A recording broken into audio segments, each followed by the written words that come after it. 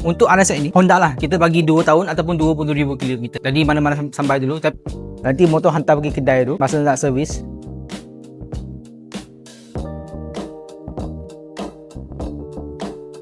Ini kita simpan, saya simpan. Ini abang punya. Ini abang punya. Di dalam tu kita ada semua keran, rotek, buku servis, insurans dengan stiker 2. Stiker mati ada 2. Nak 3 pun boleh.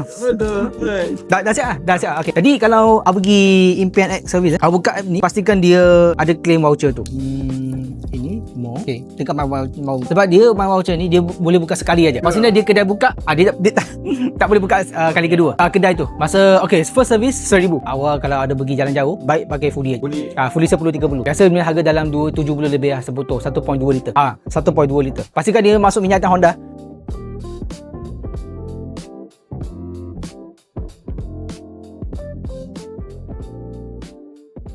Jadi kalau motor baru jangan modify. Dulu RSX memang dia ada isu macam tu. RSX tahun 2023 dengan tahun lepas tu Honda dia keluar ini, dia dah selesaikan masalah tersebut lah. Dia punya water pump. Water pump biasa kalau dia ada masalah dia akan leaking minyakan dengan coolant sekali. Tensioner bunyi kasar. Masa kita main throttle dia ada bunyi kasar punya. Contoh kalau bateri kunci kong kita tak boleh pulas kan. Kalau tak boleh pulas, seat kita tak boleh buka sampai sini baru kita boleh buka seat. Contoh kalau bateri dekor kita tak boleh pulas kan. Kita buka dekat sini aja. Masukkan barang ini. Ada lock dekat sini. Ini manual. Barulah kita boleh pulas. Nampak? Pulas sampai seat, dia boleh buka seat lah. Okey, kalau kita nak on dia punya engine, pulas je. Pulas sampai air dekat sini. Jadi dia ada USB dekat sini. USB dia bagi Type A lah.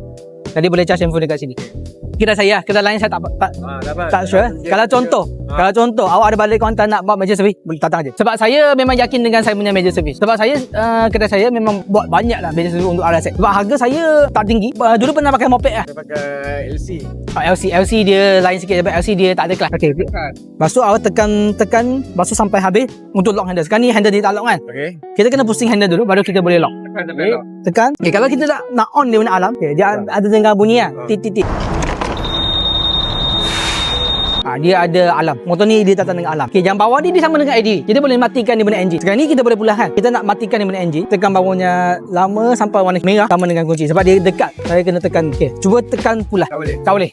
Dia sama macam ADV. Dia tak boleh. Dia dah off dia punya enjin. Dia dah shut down. Kalau kita nak on balik, tekan. So yang ni masa parking lah. Masa parking. Masa kalau motor parking lama dekat rumah, kita boleh buat macam tu. Tinggal. Masih. Apa-apa Adi inform saya. Okey, sama. Thank you. Thank you abang.